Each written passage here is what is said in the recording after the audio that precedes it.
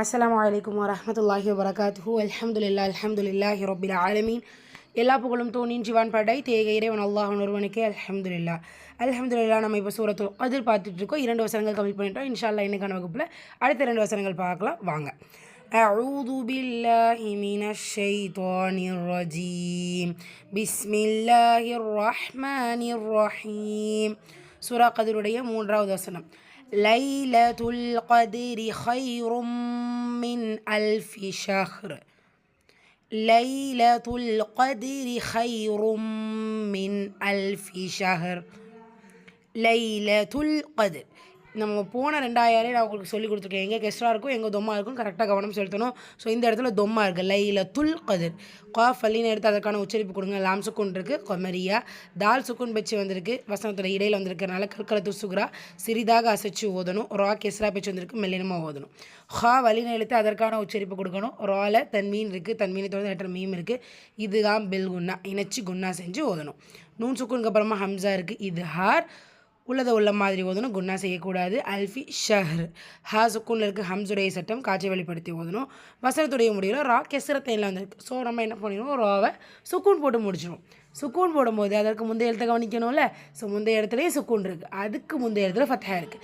ரா சுக்கூன் பெற்று அதற்கு முந்தைய எழுத்து சுக்கூன் பெற்று அதற்கும் முந்தைய எழுத்தில் ஃபத்தா இருக்கிறனால இந்த ரா வலினப்படுத்தி ஓதணும்.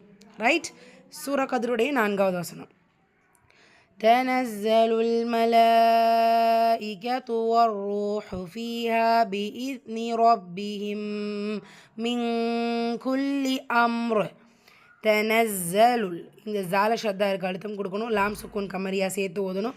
மலாஇகத்து இந்த இடத்துல ஒரே மத்தை தொடர்ந்து அதோட பக்கத்துலேயே ஒரே வேர்ட்லேயே ஹம்சா இடம் வச்சுருக்கிறதுனால இது மத்துல் முத்தசில் 5 ஹரக்கத்தளவு நீட்டம் கொடுத்து ஓதணும்.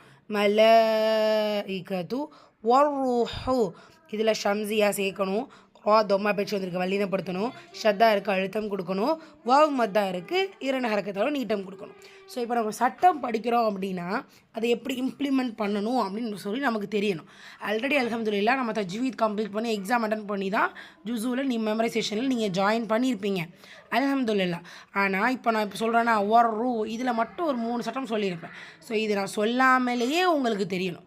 இது தெரியணும். நம்ம என்ன பண்ணணும்னா அதிகமாக குரானை எடுத்து ஓதும்போது மட்டும் இல்லாமல் அந்த ஓதும்போதே அதில் என்ன சட்டம் இருக்குதுன்னு நம்ம ப்ராக்டிஸ் பண்ணி பார்க்கும்போது இது உங்களால் ஈஸியாக சொல்ல முடியும். ஃபீஹா. ஸோ ஃபீலையும் ஹாலையும் 2 ஹரக்கத் நீட்டணும். ஏன் யா மத்தாவும் இருக்குது அலிஃப் மத்தாவும் இருக்குது.